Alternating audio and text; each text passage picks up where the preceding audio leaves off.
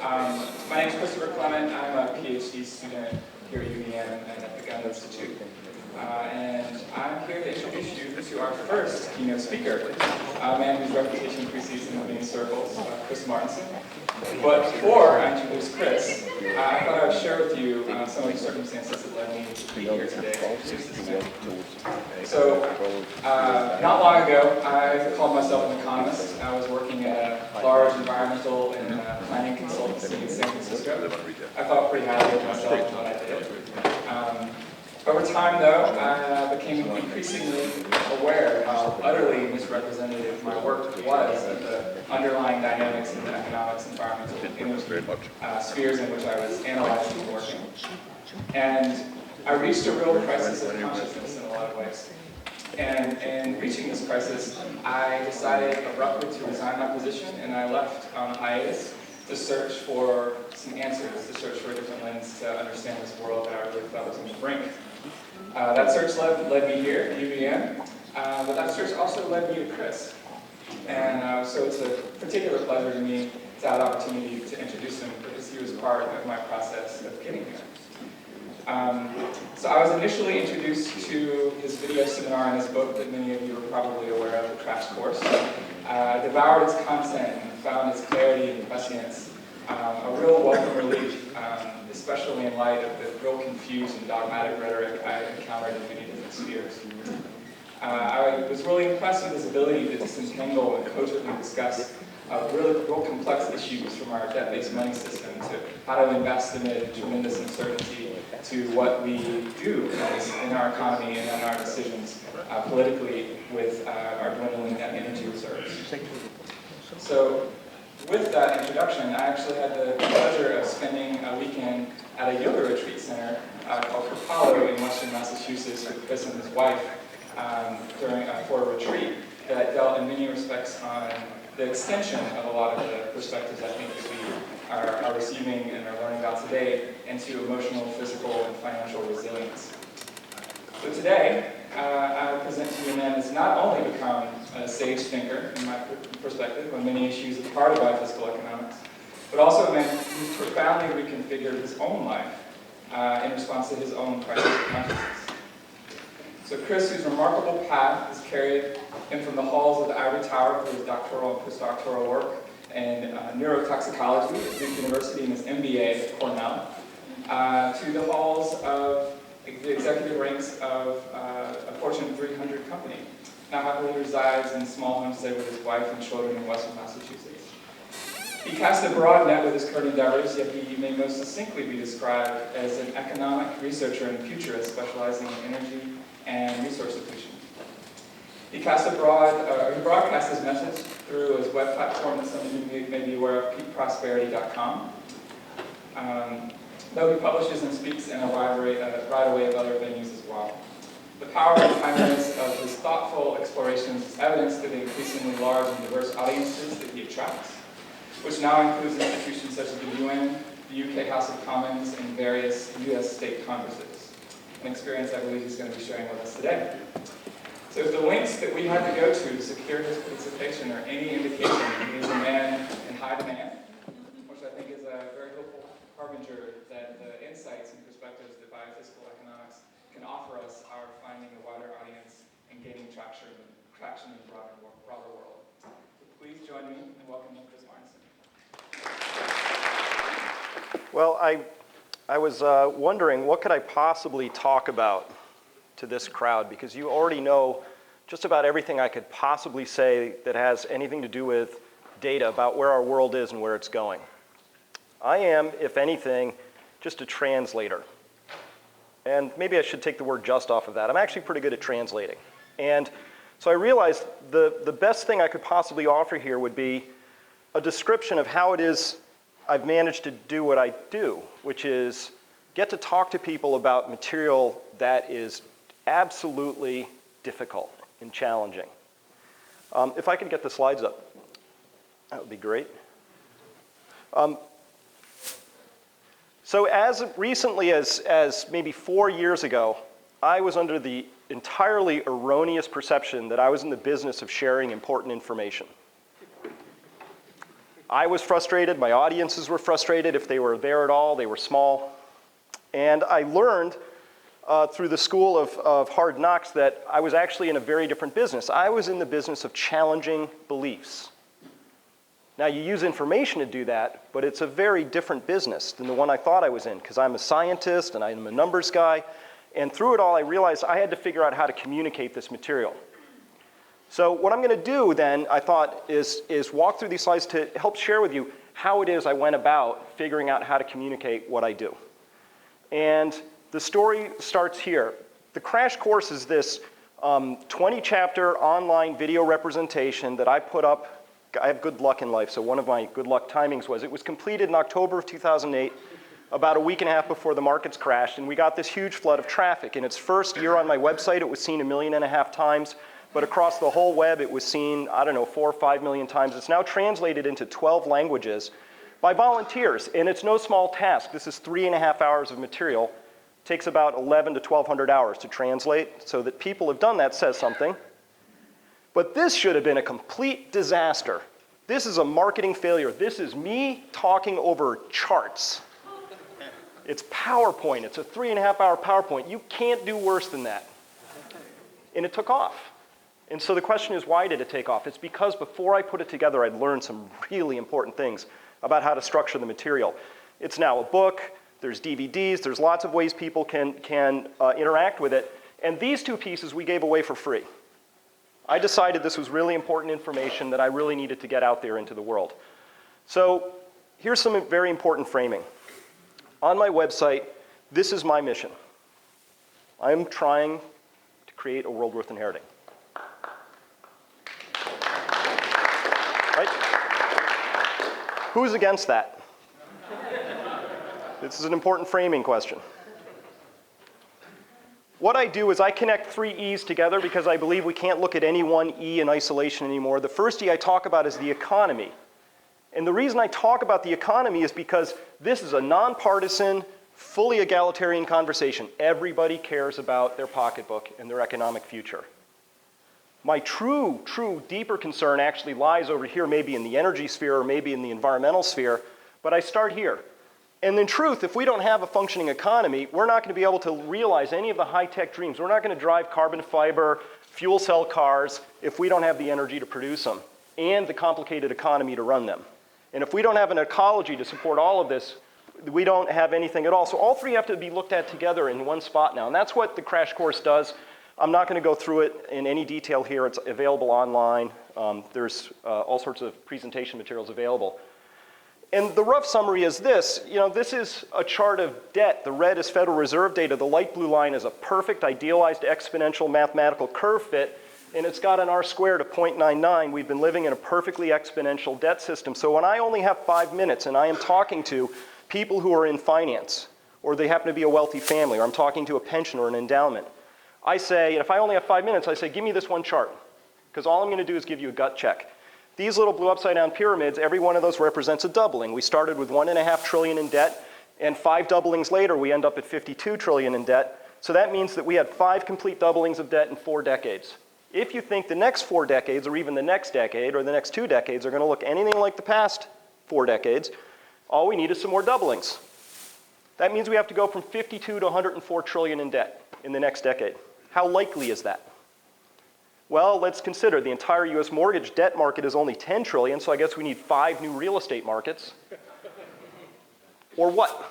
What's going to happen there? So that's the first gut check. In this, I don't have to go into all the mechanisms of fractional reserve banking to explain why, although I could, why we get this behavior, but we got it. Everything you need to know about why we have budget deficits, why we have rioting in South Africa and Greece is all explained in that little tiny wiggle that started in 2008, where our credit markets no longer were growing exponentially. Everything tails off of that. So that's a whole mountain peak of information that we could dive into. If I was given just one chart on energy use, this is a chart drawn out of the back of Vaclav Smil's book about world energy use patterns, and all I want to draw on this is just one line. As long as we can keep doing that forever and ever and ever, amen, we will be able to continue to live the lifestyle and have the economy that we've come to know and love. Oh, by the way, we're going to alternative fuels, people say. Oh, we're going to carbon fiber cars. Every one of these energy transitions, this first here, this lower part down here, we're looking at biofuels, right? Wood, peat, stuff like that. And then we got coal, yay, awesome material. How long before coal was at least half of your story? 40 years. Hey, wait, how long before oil was half the story? 60 years. Great, all we need is 40 to 60 years, we're cool, right? To transition to a new energy source. But look at this, look at the shape of this line on here. I can draw lines like this across all sorts of different things. We're just surrounded by these nonlinear exponential curves. And they all happen to be arriving at this very interesting point in history, which we all get to participate in. So those are those 3 E's. What I'm trying here is the behavior of exponential consumption and growth in all 3 E's. I just gave you an economic, an energy, and an environmental set of charts. And this is a very important thing to talk about. And so the reason I go through this is because I want to simplify and make clear what is, I think, an overly complicated subject. I can simplify the economy very simply as something that must grow. 2 words, it's all I need. And it must grow because of the money system that we have in place underneath it. That's the only must behind that. The must isn't, it's not a law. Nobody passed a law, but our system does great if it's growing, and it does really badly if it's not. And I'm not here to cast judgment on it. I'm just here to say that's our system. Knowing the system gives us some power, some predictive power and explanatory power. Awesome things to have in this particular landscape. And our must-grow economy is connected to an energy system that on a net basis, at least for liquid fuels, can't grow. What does that mean? It means everything. We should be having a conversation around that. And how about if we have a story of depletion on one side and of natural resources, and we have a story of increasing waste flows on the other side of that? So there's 2 sides to this, but for this talk, I usually just talk on the depletion side, keep it simple. So that's it. The whole story I'm going to tell people is must grow, can't grow, depleting. That's a bummer. What a stupid business to go into. And I did. And I'm being very successful at it right now. And I want to tell you how I can put all these things together and get to the ability to be able to have the conversations, even though they're still challenging, with people around that. So the first conclusion I want to lead people towards is this one. Herb Stein said, anything that can't go on forever won't, you know? And it's just another statement of anything that's unsustainable will stop or change.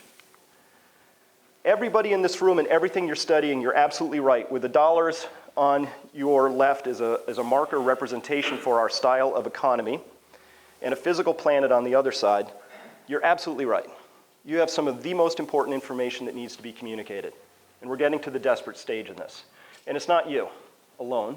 When I talk to ecologists, they're absolutely devastated by what they see. Whether we're talking about ecologists who work on species, or we're looking at water use patterns, or we're looking at soil depletion or mining, if we look at it that way, there's just an absolute wealth of information that says you're on the wrong track, or you're on one, but it's unsustainable. So what do we do with that? How do you possibly communicate something like that? I actually don't care about information for its own sake. I really actually only care about creating change in behaviors. That's what really matters. And so there are only 2 ways that we found in psychology that people change. One is they change by insight. This is awesome. You give people information that's relevant and they make decisions on it. That covers a good solid 0.5% of humanity. And the other way is you change through pain. You hit the wall, you have the heart attack before you decide to start dieting. You get cancer, then you stop smoking. Whatever the pain happens to be, this is a very common thing. When I wandered over into the psychology department and say, how do I create change in people? They go, you just wait for the big accident. And that seemed insufficient to me, because that's out of alignment with my mission. If I believed that this was the only way to get there, I would not be here today, because there would be no point. I'm here because I actually am very optimistic. There is a way to do this, but it's going to require really being very clever about this and doing it in a very sophisticated way. So again, I don't care why people make their change. If people say they're going to gain greater food resiliency and have a lower carbon footprint because they think aliens are coming next year, I'm all for it. If they want to do it because some religion told them to do it, I am all for it. If they want to do it because of climate change, I'm all for it. I happen to go through the economic angle because I found that I can get very deep, very broad-based traction going down that route, and there's a reason for that.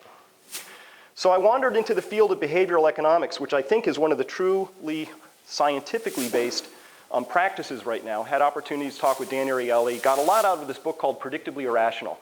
4 really important lessons, really important. These are critical. The first is that we're wired for this. Near immediate threats get our attention for good reason. The advancing glacier behind this thing, not so much. So the first thing is that you have to be able to present your information in a way that has immediate relevance to a person. The more immediate, the better. I already heard echoes of this. You know, financial people don't care about multiple months out. They care about this next quarter statement. There's a reason for that. We've patterned our economy and our systems on the basis of who we happen to be wired as, not because it makes more sense. This is just part of it, so there's biology involved. The more concrete the threat can be described, the better. You know, some future hazard, maybe, possibly kind of a thing is not nearly as good as something that's concrete and definitive. Well, it needs to be confirmed by daily experience. Here in the US, there's a decent amount of traction around global warming this year. I was just in the UK last week. I was talking at DFID, which is Department for International and Foreign Development, and they house their climate change facilities there in that branch, and they said they lost all their momentum this year. Because England just had the coldest, wettest, rainiest summer they've ever had. So they're like, yeah, climate change, gone. Whatever your message is, if it's confirmed by people's daily experience, it has a better chance of gaining traction. If it gets countermanded by people's daily experiences, it's going to lose traction. People need to have a sense of control in this story. So right on my website right now, there's a whole conversation about a piece I wrote, and there's a bunch of people who piled in saying, Chris, I love what you do, but you are absolutely, absolutely in error for not making climate change the center part of your strategy. You should do this. You need to do this. And my response to that is that climate change is an organizing principle to motivate action violates every one of these 4 rules. It's not immediate. It's statistical, it's countermanded by daily experience potentially, or reinforced. But worse, this is the worst one, if people don't have a sense of agency or control in it, it's over. We don't even have a national sense of agency. We stop all of our consumption. What's your belief? Who will burn it instead? China. Thank you. So if I could get somebody motivated to change through the angle of climate change, I would do that, but I found it doesn't really actually work all that well, except for about 0.5%. The other 99.5%, some other organizing principle really works. Now for the how, that sort of like defines the what I'm gonna say or what I'm gonna choose as a strategy, but how, I got a lot out of this book by George Lakoff, Don't Think of an Elephant. He was talking about how to help the Democrats understand why it is that Republicans are beating them at their own game in terms of framing. Every word we use has a frame to it. Cup sounds pretty neutral, but cup has a frame. A frame meaning a set of associations that you draw to that. And because of that, some words have negative frames and some have positive frames. So choosing your words is really important. So the first key learning I got out of this book was that if you frame things on the moral level, you start to win automatically. The Republicans are very good at this. Here's an example. When, and I got this straight from one of his coworkers. This guy said, listen, if Obama, when he was tackling healthcare, now he went at it from a tactical, not from a moral level. He said, we have to control rising healthcare costs. That's admirable, but that's sort of a COO, a chief operating officer sort of a thing. We're going to control costs. If instead he'd framed the argument by saying, Americans deserve access to healthcare when they need it. You guys and gals work out the details. And held that moral center, then you have something. You have something that is almost unassailable, and it's very hard. If the opposition really wants to start taking your argument apart, they have to climb over that moral imperative first before they start dismantling. That's why I start here. I've yet to find anybody say, that's junk, let me tear that apart for you.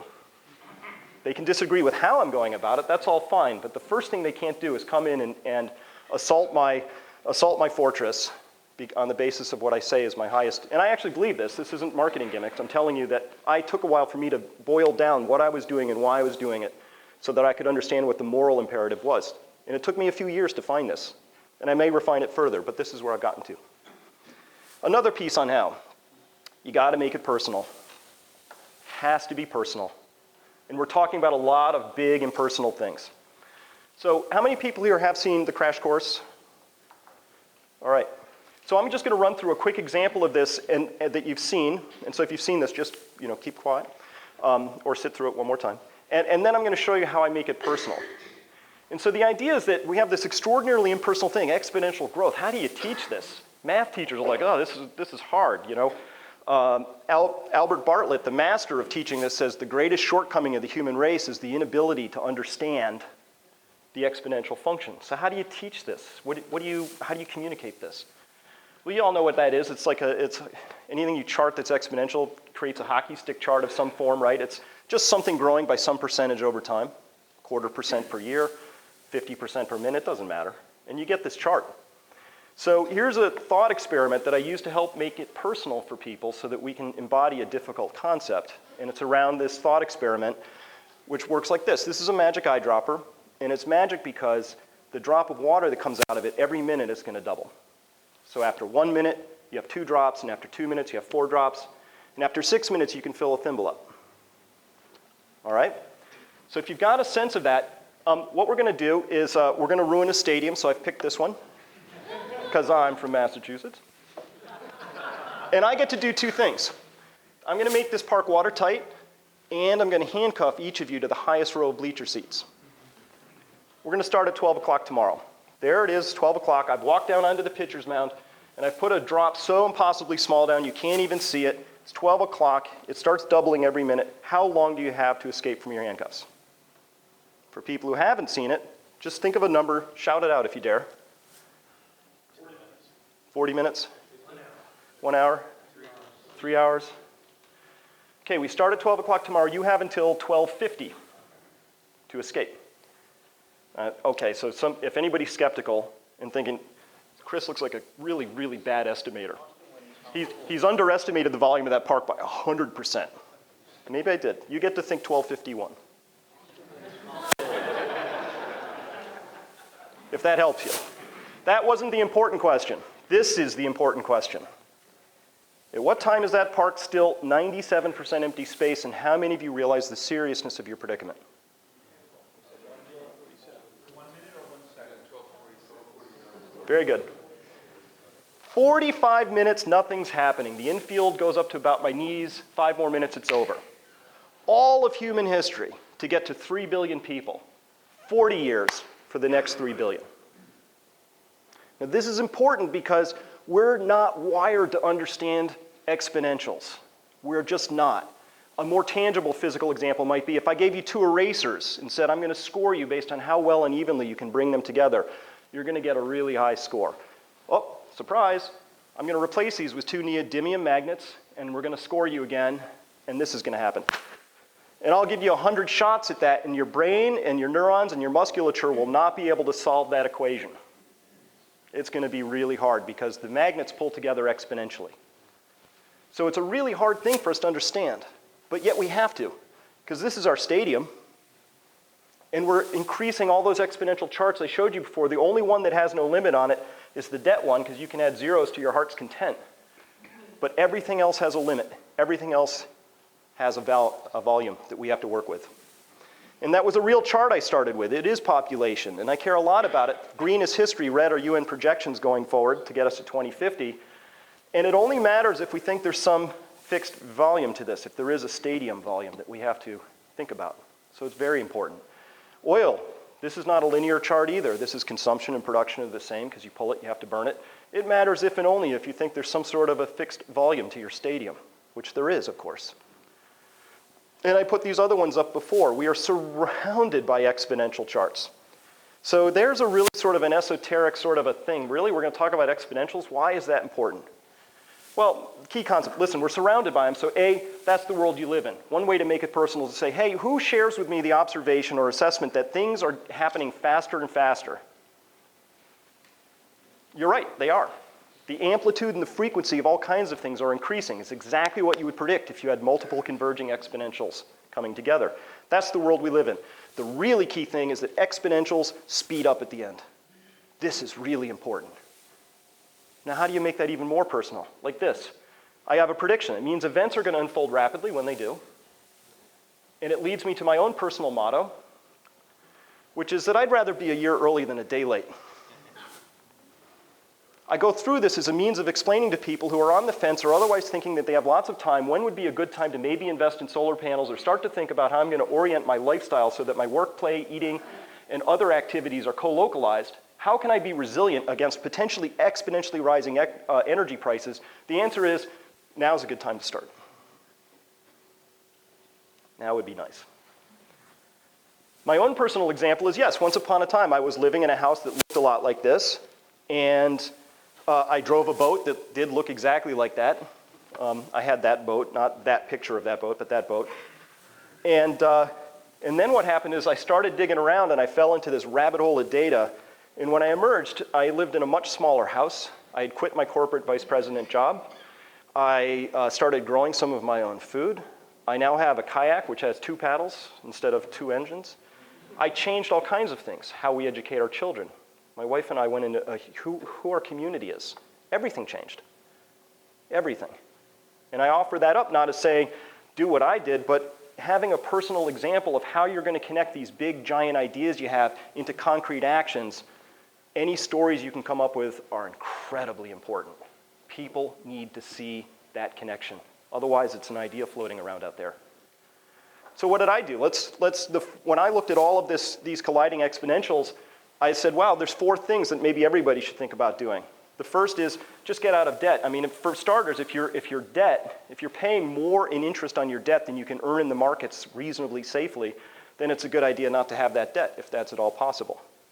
So getting out of debt's great, but this is just an instructive lesson from history which says that during periods where you are facing a big, big gap between your money system and what reality can provide, holding on to debt during those periods is not a really good strategy. It turns out to be a real killer, and part of the reason for that is it might happen that we all inflate our debts away, but far more likely, especially if we can't raise incomes, is that our debts stay there constantly. Our $100,000 in debt plus interest is a constant, and everything else is varying under that. Our income, our asset values, maybe we have rising input costs, food and fuel and other non-discretionary items. So the debt's a fixed element, and all these other pieces are potentially eating into it. So this is a great liberator if you can. The second thing I suggest people do is invest in themselves. So here's what I did. Solar thermal panels. This is a really interesting story because you can put these into a spreadsheet and discover that they have about an 8-year payback. Of course, the systems will last 25 or 30 years. But even if I said I'm only going to get an 8-year payback, I automatically have an 11% return sort of baked into this, but over the life of it, this might be a triple digit, and it's guaranteed. Well, oil could go to $0 a gallon. That's my risk. But otherwise, this is a guaranteed investment.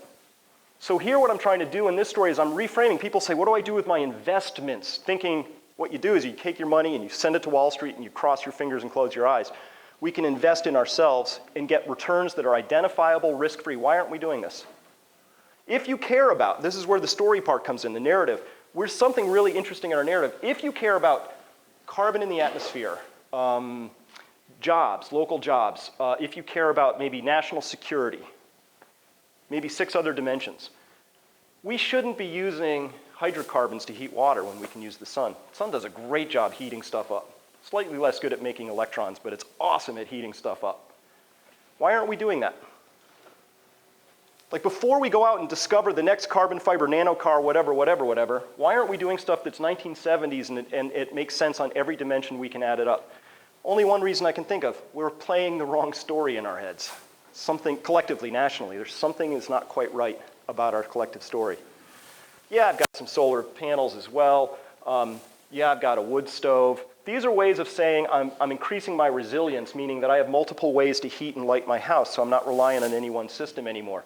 Yeah, efficiency. Oh, by the way, if you do air sealing and retrofit insulation in a house, typical ROI in that for a house that's already been manufactured, not a new construction, but for an already existing house, the ROI is about 18%. It's very high. And that's at current energy prices. If energy prices go up, just pick higher numbers. I have redundant water on my property now. I have a nice garden.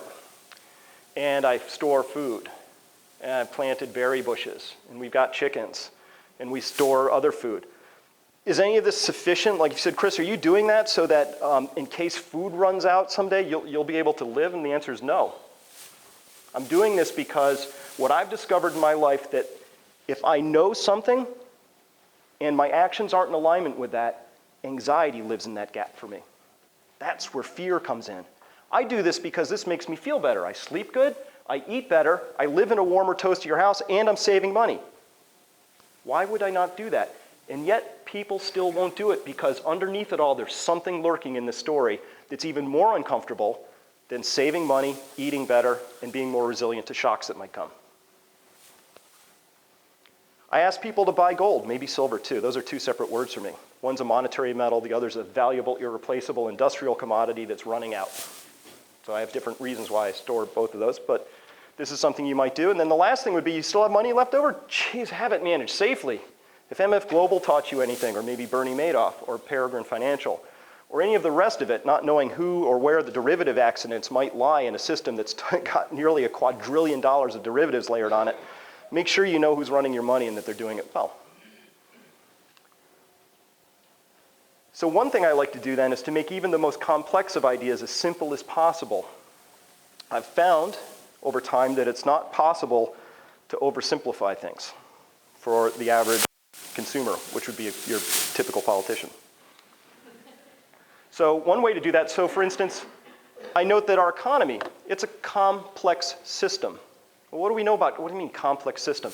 A complex system is inherently, it's a chaotic system. They defy predictions. There's no possibility to predict, well, if you're an Italian earthquake scientist, you better get that under wraps. Not Copernicus 2, the rematch. I don't know what's going on over there. But for everybody else in the world, complex systems have two features that we need to know about. The first is they're inherently unpredictable. Even if that complex system is as simple as a pile of sand that's being built one grain at a time, predicting when it's going to slump, the timing, and how much. Is there going to be a little slope down the side, or is the whole thing going to catastrophically slump? Totally unpredictable. But we can note the risks in those systems. So as the slopes of the faces of the sand get steeper, we can now say the risk of something happening sooner and it being bigger. We can start calculating those, but they're inherently unpredictable. So that's the first thing. And the second thing is complex systems owe their order and their complexity to energy and energy flows. So once upon a time, I was a neurotoxicologist. I used to plate out and grow neurons in dishes. And they would express themselves beautifully in these plates. Look at them under a high power microscope as living creatures, and they would express axons and dendrites and make connections and built these little cities. You could see stuff moving around, extraordinarily complicated. And if I forgot to feed them for 2 days and came back, I would see these little simple balls. The nerves had just like reeled all that complexity in and simplified. So that was sort of my own internal embodiment of understanding intuitively that complex systems get simpler if they don't have energy flows. So my prediction for our big, giant, fancy global economy is that it's going to get simpler. That's the easy part. The hard part is knowing what? Local mileage is going to vary tremendously in this story. How do I make something this complex even, what can you do with that?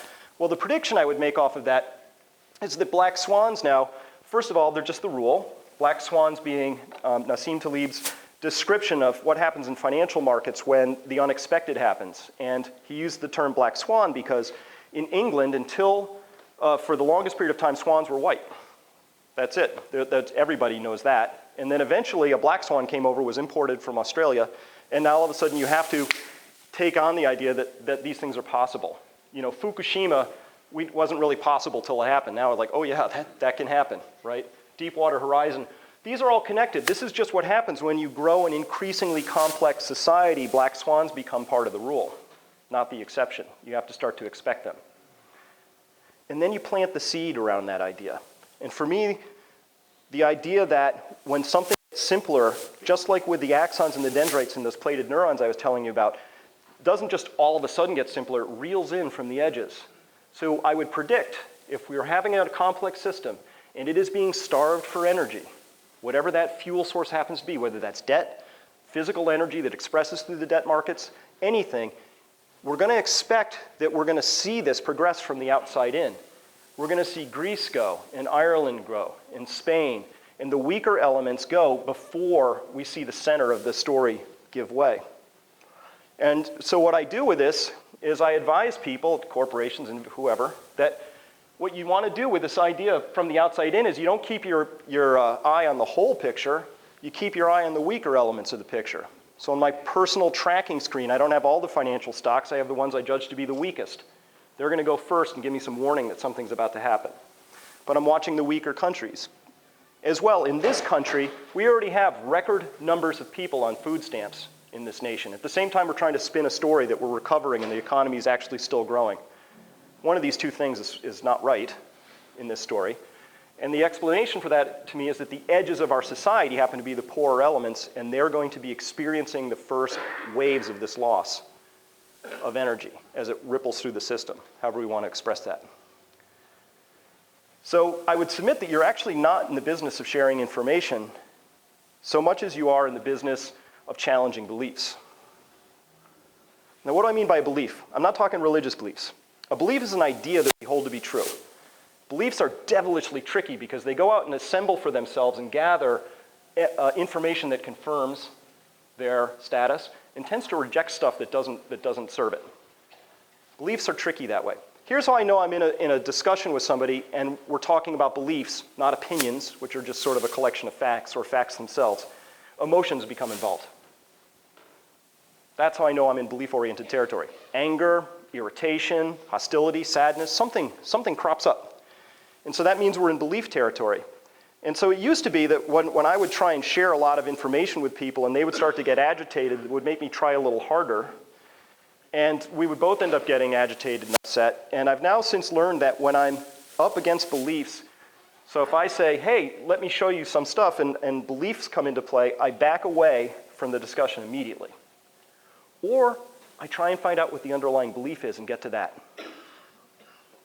So what I found in this material, though, is that when I give these talks, the thing I have to be cognizant of, the critical piece of this story is that people will go through a very typical range of emotions with the material that you're talking about, that I talk about, that ecologists are talking about, and it mirrors almost exactly what Elizabeth Kubler-Ross identified in the 5 stages of grief, which is the ultimate loss of mortality, of self.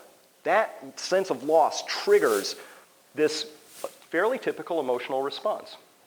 And here's the interesting thing. In going over and talking with people and psychologists and looking at what the behavioral economists have come up with and digging, it turns out that our egos will even equate loss of an argument as a form of death.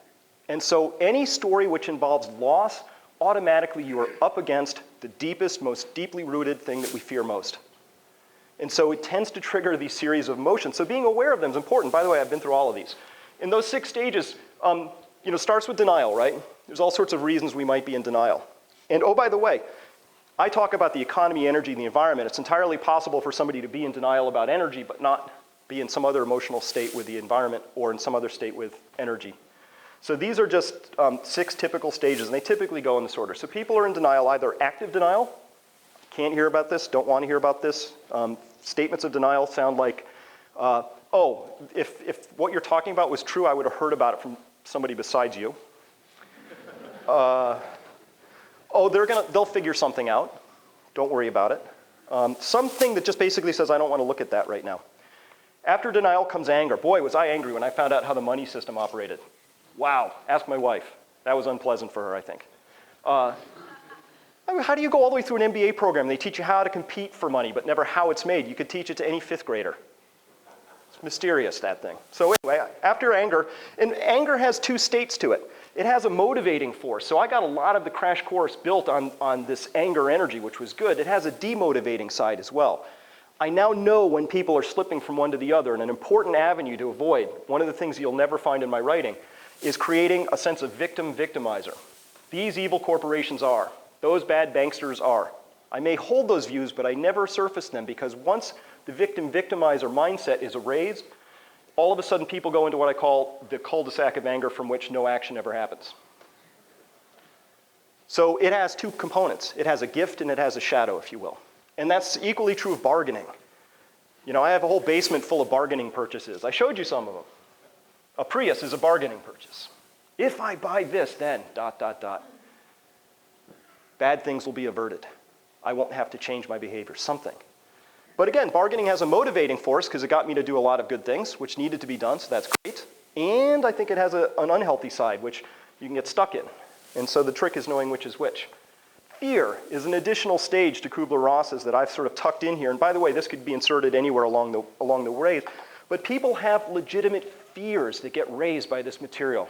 And being able to talk about them without them being diminished, we have a society that says we're not going to talk about, especially this particular side of things. We routinely crush this as a conversation topic. And by the way, allowing it to come up and come out and be expressed is a healthy, important thing. Fear has a good side. Its gold, its gift side is, if I'm being chased by a bear, I like my fear, right? Fear has a stuck place too, where people can get paralyzed by the fear, and that's a bad place. This, by the way, crops up a lot. You know, I mentioned kind of offhandedly that I had my crash course done a week before the markets let go, but I was pushing hard to make sure that happened because I had a sense the markets were going to go. And I wanted to be in a position at a teachable moment to have something, because when fear comes up and comes out and becomes paralyzing, that's also a teachable moment. People's ideas of what's true and not open a little bit. You have an opportunity then to come in. So I have a variety of things sitting in the wings, prepared, ready for that next teachable moment, understanding that fear is typically the portal in that allows you to get new conversation started. Depression sounds like something we would always, of course, avoid, but it's a common part of this pathway, so maybe it has a gift too. I think it has a recharging element. I think there's a process of integration of all of this change and all these emotional things that come up that require some quiet state, and so I think it has a gift here. And then it has a shadow, of course, obviously. If you get too far down into depression and you need help, get it, of course. But this is a very typical set of responses, and people know intuitively, who are in active denial, that this is the path that awaits them if they go down this line of thinking typically, and they say, no. And that's fine, I understand that. And then eventually you may get to acceptance. Acceptance, it is what it is. You know, whatever, sometimes you're born in interesting moments and sometimes quieter moments of history. This happens to be where we are. And again, I might be at acceptance around energy, but not with the environment, and I might be completely somewhere else in the other E. This story raises these things. The most important thing I learned to become effective at what I do was to stop requiring people to be in whichever emotional state I was in. In my angry stage, I was very good at attracting other angry people, and we had a little angry choir. It was awesome. And nobody else was showing up. And even if I'm in acceptance, it's not like I've reached some nirvana and I have to get you there, so you're depressed, I'm going to help you get there quicker. I found that as soon as I had compassion for wherever I happened to be, fully accepting my state, and most importantly, accepting where other people were, my ability to reach other people shot up whole order of magnitude. So this is my first invitation, is to understand that these emotions are part of it, and they're there, and they serve a useful purpose, and they have destructive sides, and they're going to happen, and having compassion is the best thing. And my experience over time has been that if these were my emotional responses, they started big and swung deep, and I actually have cycled through all of these over, as new data comes, I find myself still cycling back through, Every time Goldman Sachs does something, I cycle back up again. But they've been sort of damping down over time and getting shorter. And so this is just a progress that I'm aware of now. The point here is that beliefs trump information. You have to know what the operative belief is. So let me show you the most common one I run into. Hey, here's a chart of US oil production. You see that? And wait a minute, let me show you, these are world oil discoveries. You get it, right? And people are like, no, because, technology, oil shale, something. I go, no, but wait, don't you see we're past peak and we're all getting agitated. And I could show 40 more charts on peak oil. You know what's happening? More agitation. What's wrong? The problem is they're rejecting the information because it doesn't fit their belief structure. 9 times out of 10, as soon as I detect on that first chart that I'm getting that no thing, I find that my best next use of the 20 minutes is to depart over into this territory where we talk about technology. Because people hold a belief in technology, a faith in technology. And oftentimes I find it's not all that well formed. It's not really that complete. And so we have a discussion about what technology can do, which is legitimate, and what it can't do, and how it can't create energy, but it can transform it. And where would that next energy source be from? This is a very fruitful discussion to have. And once we've gone through this, and if that belief can at all be dismantled or opened up to inquiry, now we can talk about peak oil and the impact. Until then, we're having a collision, and it had nothing to do with data. It had to do with the underlying belief that was being held. And so yeah, we talk about technology. Yeah, it has limits. There's things it can and things it can't do, right? And depends how deep we want to go in this conversation. So when I was in the UK last week, I was talking at Oxford of all places, and this really bright graduate student said, "Oh, that all this stuff about peak oil, you're wrong because of this." Right? A classic blunder, land wars in Asia and holding up your iPhone as a representation of energy. It's classic. But he held that belief. So it didn't, there was no conversation we could hold about oil that was going to make any difference. We had to talk about technology. So the summary is, success then for me requires, it's not just what I say, but it's how and when.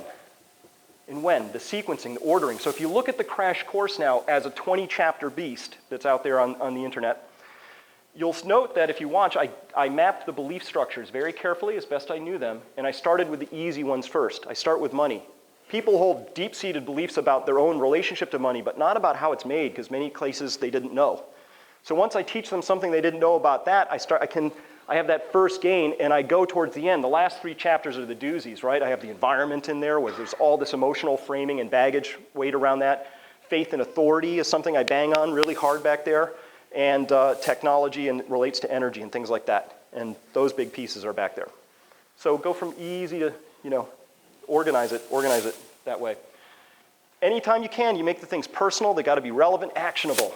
Actionable is what matters. If somebody goes out and says, I'm going to take an extra $1 out of the bank because I'm now concerned about the banking system, it's totally insufficient potentially, but it demonstrates an alignment between what they're thinking and what they're doing. Make that as easy as possible, because that first step is often the hardest one. I had a case where a gentleman came up to me after a seminar, and he said, oh yeah, really, thanks you so much for what you did. I lost my girlfriend because of you. It's like, well, are you thanking me for that? He's like, well, I think so. So what happened was, in 2008, you said the banking system was close to collapse, which was right. And I went to the bank, and I got money out, and I came home with this money. My girlfriend said, what's that for? And so I explained. And she freaked out that I would hold a view that the banking system might come apart at the seams, and that was it. I mean, the whole thing just fell apart. She couldn't deal with that. And he said, the weird thing is, 3 months before I came home with cash because we were going to take a trip. She was all totally psyched about that. So it wasn't the action itself, it was the intention. And all the things that got unearthed and all the beliefs that were either supported, confirmed, or rejected or denied on the basis of that action. Going on a trip confirms all sorts of wonderful things. Taking it out because you have concerns about the wholeness of the banking system, unacceptable. So getting that first step of action is actually really critically important. All right, yeah, and I include myself in this statement. It's not really information. And you know what?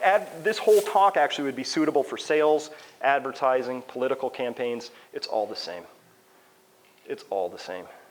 So understanding how decisions actually get made at the mass level and how we adopt new national narratives requires understanding that it's the belief structures that are more important. That's what you're challenging. And that these beliefs, when they go right to the heart of things. I heard it multiple times this morning already. What is the implication? Like right now, if you said, totally believe in global climate change, we have to start putting carbon into the atmosphere right now. Great, we're going to turn off the lights, we're going to park the cars, the tractors, the trucks, and we're going to wait for 80% of the population to die. That's literally the conclusion, and it's not hard to come to. So guess what? We don't have those conversations. And there's a reason for that. It raises really uncomfortable stuff. So we just have to be aware of that. And then the invitation is to always make things as simple as possible, and then even simpler than that, if you can. So those are just a few of the things I've learned. I just want to thank you for your attention and the opportunity to speak here.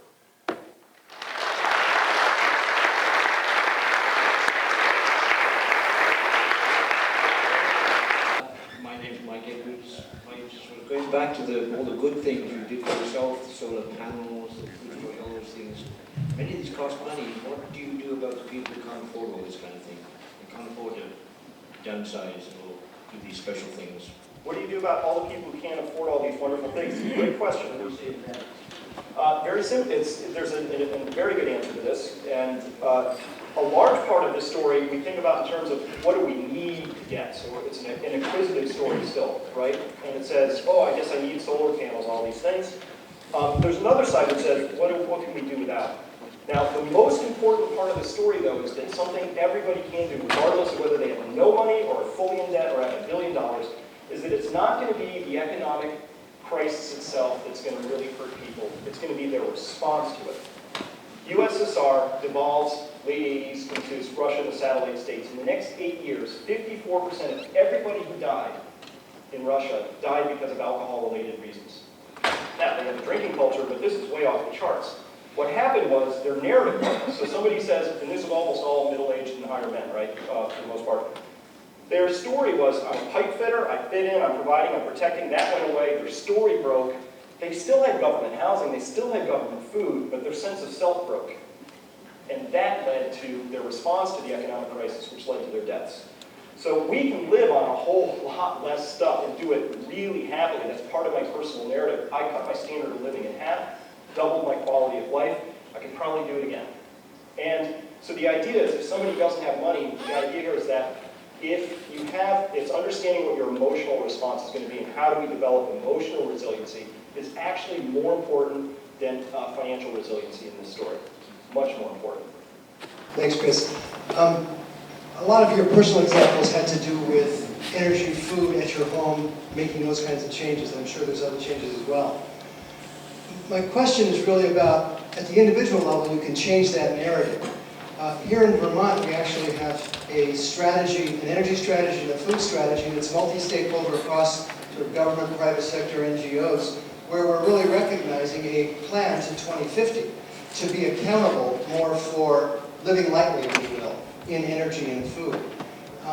What we need, I think, is a larger narrative to wrap around that about how the economy is going to get stronger from that process. We haven't really seen that emerge yet.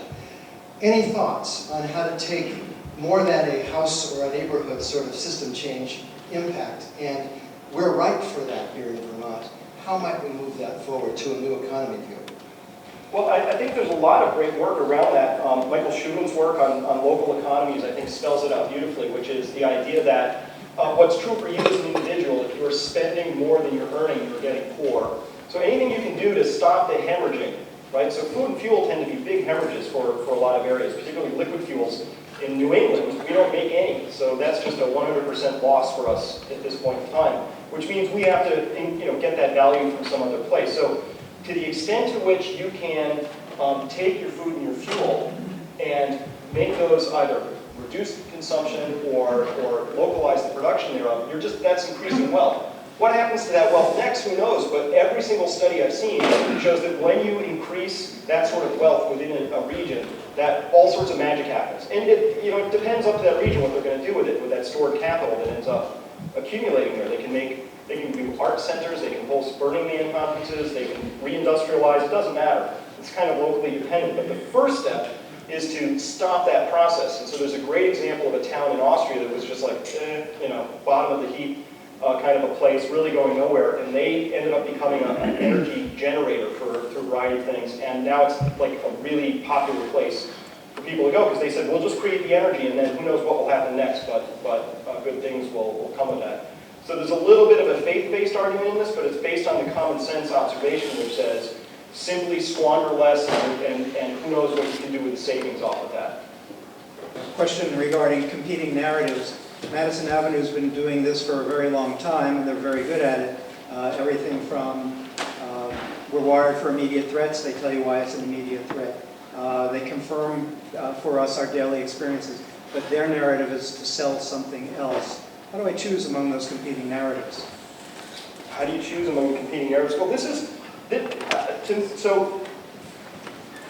if I was standing here about a year and a half ago, I'd be about 40 pounds heavier.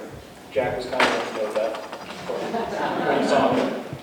And I'd love to tell you what a hard bit of work it was and just how all these extraordinarily difficult things I did in my really grueling workout regimen. But what happened was I shifted my internal narrative around something that was very important, and the rest just happened. I think if we could change the narrative so that it's not one that fundamentally says, you know, if we go down this path, this is really going to stink, but it'll be awesome at the end, into something which says, look, we have this narrative now. There's so much that's broken in the current narrative that it really just defies my imagination that we're still sticking with it. Pick any measure you want.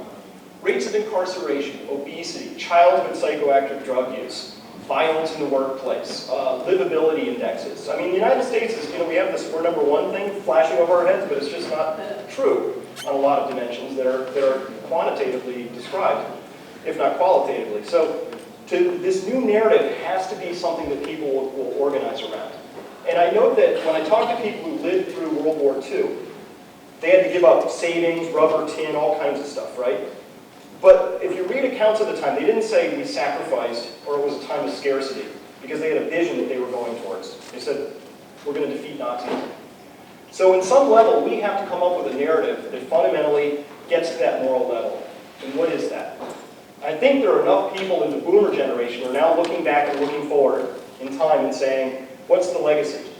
There are some real opportunities here to say, where are we going? How do we want to get there? And we have to start building that. Now, I'm here in this room, and I don't spend hardly any of my time trying to bend DC's ear because I can't think of a single legitimate change to status quo that came from Washington, D.C. Women's rights, labor rights, civil rights, the environmental movement, start listing them, right? They were all brought kicking and screaming from the outside in. I think once critical mass has been developed, and enough of humanity or citizens of the country are going in a direction, politicians will grab that flag out of their hands and run the last 3 feet up the hill and say, follow me. And we're not quite there yet. Personal assessment of mine. And so I think what we have to do is we have to, like just what you do, what I'm trying to do, what transition town movements are trying to do, what all sorts of people want to do, is to really change that narrative. The thing that's locking us down, the thing that drives me nuts, is that our money system is what locks us down. Every money system enforces some behaviors, punishes others. Debt-based money systems enforce all kinds of things, like you're going to work hard. So to the people who had those $400,000 notes on those trawlers operating out of New Bedford, with children heading into college, went out there day after day, regardless of the effect on fish stocks, and now I guess what, George's Bank is now closed, isn't it? Did we just lose that as a fisheries? In my mind, so much is about the money system itself, and that's the root of it, and that's the tricky part in the story. And there's no legitimate reason why our government can't issue its own money without debt. None. Very good.